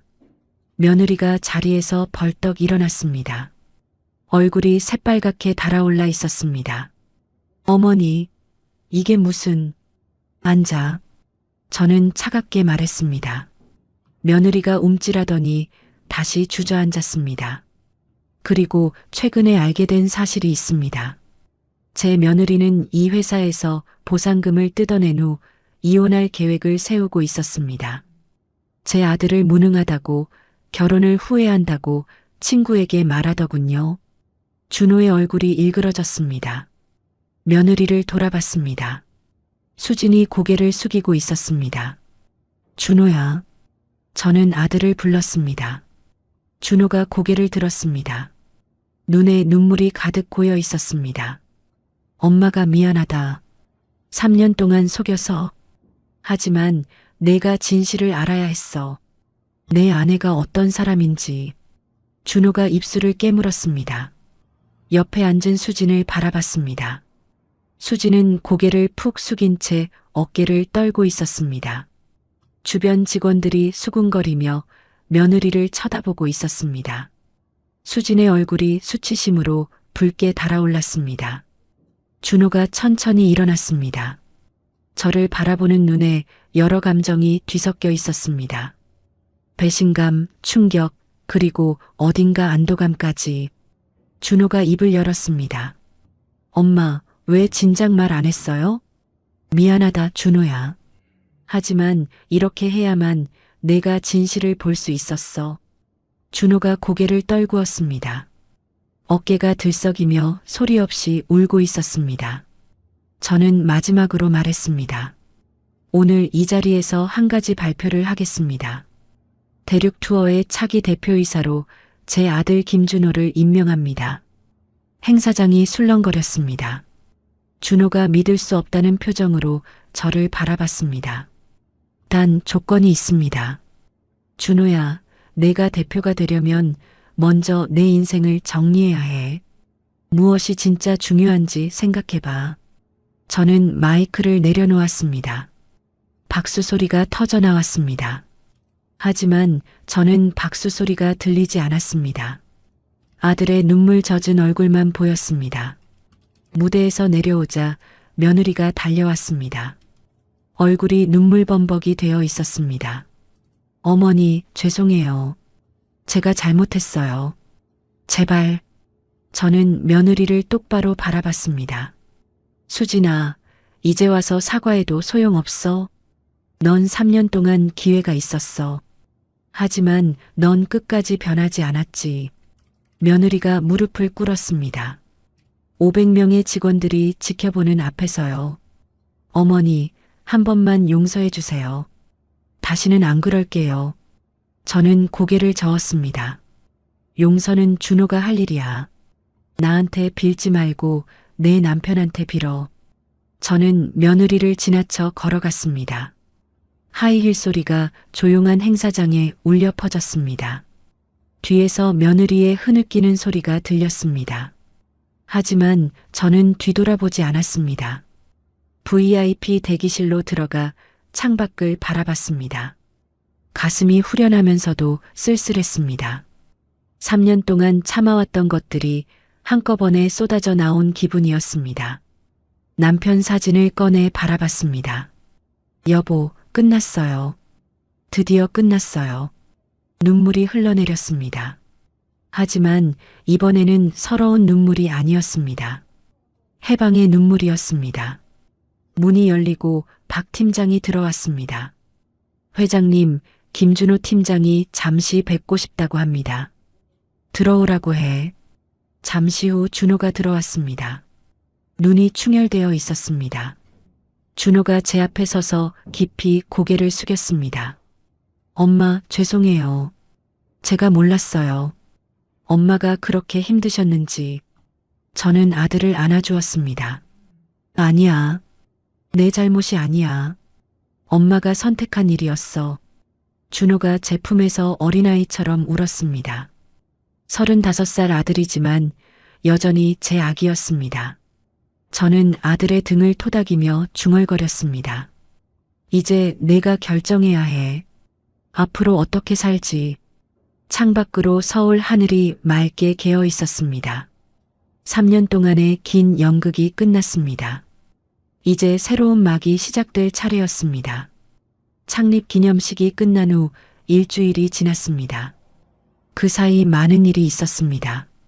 준호는 기념식 다음 날 저에게 찾아왔습니다. 얼굴이 많이 수척해져 있었습니다. 밤새 잠을 못 잔 것 같았습니다. 엄마, 저 수진이랑 이혼하기로 했어요. 저는 아들의 손을 잡았습니다. 많이 힘들었지? 네. 근데 이상하게 후련해요. 3년 동안 뭔가 잘못됐다는 걸 알면서도 외면했거든요. 수진이가 엄마한테 함부로 하는 거 저도 눈치챘어요. 근데 못 본 척 했어요. 준호의 눈에 눈물이 고였습니다. 제가 비겁했어요. 엄마한테 미안해요. 아니야. 내 잘못 아니야. 사람은 누구나 믿고 싶은 걸 믿게 되어 있어. 저는 아들을 안아주었습니다. 아들의 어깨가 들썩였습니다. 며느리 수지는 기념식 이후 친정으로 돌아갔습니다. 이혼 합의서에 도장을 찍을 때 수진의 얼굴을 봤습니다. 일주일 만에 10년은 늙어 보였습니다. 화장기 없는 얼굴에 다크서클이 짙게 내려앉아 있었습니다. 어머니, 정말 죄송했어요. 수진이 고개를 숙이며 말했습니다. 저는 잠시 그 모습을 바라봤습니다. 3년 전 처음 만났을 때의 도도하고 당당하던 모습은 온데간데 없었습니다. 수진아, 난 널 원망하지 않아. 다만 내가 왜 그랬는지는 알고 싶구나. 수진이 입술을 깨물었습니다. 저도 몰라요. 처음엔 그냥 시어머니가 불편했어요. 좁은 집에 갑자기 들어오셔서. 근데 어머니가 너무 순하게 당하시니까 점점 더 심해진 것 같아요. 약한 사람한테는 더 함부로 해도 된다고 생각한 거구나. 수진이 고개를 끄덕였습니다. 눈물이 뺨을 타고 흘러내렸습니다. 어머니, 한 가지만 말씀드려도 될까요? 뭔데? 저도 처음부터 나쁜 사람은 아니었어요. 근데 결혼하고 나서 모든 게 힘들었어요. 시댁 눈치, 남편 눈치, 아이 없다고 주변 시선. 그게 다 스트레스가 돼서 어머니한테 풀었던 것 같아요. 저는 잠시 생각에 잠겼습니다. 수진의 말이 변명일 수도 있었습니다. 하지만 어딘가 진심이 담겨 있는 것 같기도 했습니다. 수진아, 내 마음이 힘들었던 건 이해해. 하지만 그게 다른 사람을 함부로 대해도 되는 이유는 안 돼. 네, 알아요. 정말 죄송해요. 수진이 일어나 깊이 절을 했습니다. 저는 묵묵히 그 모습을 지켜봤습니다. 앞으로 잘 살아라. 다음에는 사람을 겉으로 판단하지 말고. 수진이 고개를 들었습니다. 눈물 젖은 얼굴에 놀란 표정이 떠올랐습니다. 아마 제가 저주라도 할 줄 알았나 봅니다.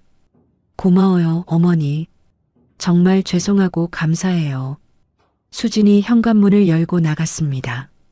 뒷모습이 쓸쓸해 보였습니다. 명품 가방 대신 낡은 캐리어 하나를 끌고 있었습니다. 3년 전 도도하게 들어왔던 그 며느리의 모습은 어디에도 없었습니다. 수진이 나간 후 저는 창밖을 바라봤습니다. 이상하게 마음이 가벼웠습니다. 복수를 완성했는데 통쾌함보다는 허탈함이 더 컸습니다. 3년이라는 시간이 허무하게 느껴졌습니다. 그 시간 동안 저는 무엇을 얻었을까요? 며느리에게 복수하는데 3년을 썼습니다. 그 시간에 제주도에서 친구들과 웃으며 지냈다면 더 행복했을까요? 하지만 한 가지는 확실했습니다. 이 일이 없었다면 아들은 평생 저 여자에게 속아 살았을 겁니다. 저의 3년이 아들의 평생을 구한 거였습니다. 이혼이 정리된 후 준호가 정식으로 대륙 투어 대표이사에 취임했습니다. 취임식 날 저는 맨 앞줄에 앉아 아들을 바라봤습니다. 단상에 선 준호가 마이크를 잡았습니다. 저는 오늘까지 제가 어머니 회사에서 일하는 줄 몰랐습니다. 어머니는 저를 시험하고 계셨습니다. 제가 혼자 힘으로 성장할 수 있는지를요. 준호가 저를 바라봤습니다. 눈에 눈물이 그렁그렁했습니다. 어머니, 감사합니다. 저를 믿어주셔서, 그리고 진실을 보여주셔서, 앞으로 어머니와 아버지가 만드신 이 회사를 더 크게 키우겠습니다. 박수 소리가 터져 나왔습니다. 저는 눈물을 닦으며 박수를 쳤습니다. 남편이 살아있었다면 얼마나 기뻐했을까요? 우리가 함께 일군 회사를 아들이 물려받는 이 순간을요. 취임식이 끝나고 저는 로비에서 직원들의 인사를 받았습니다. 모두들 제가 3년 동안 아들 집에서 며느리에게 시달렸다는 걸 알고 있었습니다. 어떤 직원은 눈물을 글썽이며 말했습니다. 회장님, 정말 고생 많으셨습니다. 고마워요. 이제 다 지난 일이에요. 저는 미소 지으며 대답했습니다. 진심이었습니다. 이제 정말 다 지난 일이었습니다. 취임식이 끝난 후 준호가 다가왔습니다. 엄마, 이제 어떻게 하실 거예요? 계속 서울에 계실 거예요? 저는 고개를 저었습니다. 아니, 제주도로 돌아가려고. 제주도요? 왜요? 서울에서 저랑 같이 살아요. 준호야, 엄마는 서울 생활이 안 맞아. 제주도 바다가 그리워. 그리고 내 아버지 산소도 거기 있잖아. 준호의 눈에 눈물이 고였습니다. 엄마, 저 때문에 3년 동안 고생하셨잖아요. 이제 제가 효도할게요. 효도는 무슨, 내가 잘 사는 게 효도야. 회사 잘 운영하고 좋은 사람 만나서 행복하게 살아. 저는 아들의 뺨을 쓰다듬었습니다. 엄마는 제주도에서 편하게 살게. 바다 보면서 산책하고 친구들이랑 화투 치고 가끔 내가 놀러 오면 되지. 준호가 저를 꼭 안았습니다. 엄마 사랑해요. 매달 제주도 갈게요. 그래, 알았어. 우리 아들. 일주일 후 저는 제주도행 비행기에 올랐습니다. 창밖으로 서울이 점점 작아졌습니다. 3년 동안 살았던 그 아파트도 어딘가에 있겠죠. 제주공항에 내리니 익숙한 바람이 얼굴을 스쳤습니다. 바다 냄새가 났습니다. 서울에서는 맡을 수 없던 짭짤하고 시원한 바다 냄새였습니다. 저는 눈을 감고 깊게 숨을 들이마셨습니다. 집이다. 공항 밖으로 나오니 박 팀장이 기다리고 있었습니다.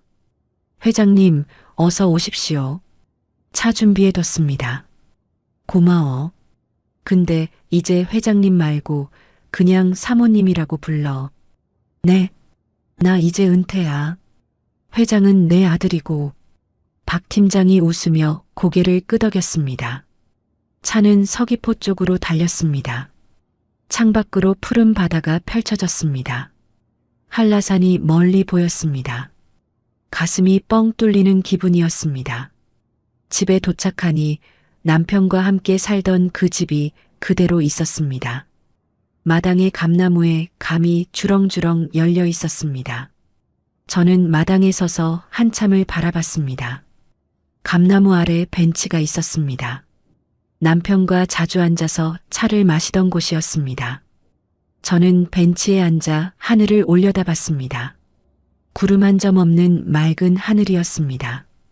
여보, 여기 우리 벤치 그대로 있네요. 옆자리가 텅 비어 있었습니다. 5년 전까지 남편이 앉아있던 자리였습니다. 저는 빈자리를 쓰다듬으며 눈물을 흘렸습니다. 보고 싶었습니다. 사무치게 보고 싶었습니다. 집 안으로 들어가 남편 영정사진 앞에 섰습니다. 향을 피우고 절을 올렸습니다. 향 연기가 천천히 피어올랐습니다. 여보, 나왔어요. 3년 만에 집에 돌아왔어요. 눈물이 흘러내렸습니다. 당신이 걱정하던 준호는 잘 됐어요. 대표이사가 됐어요.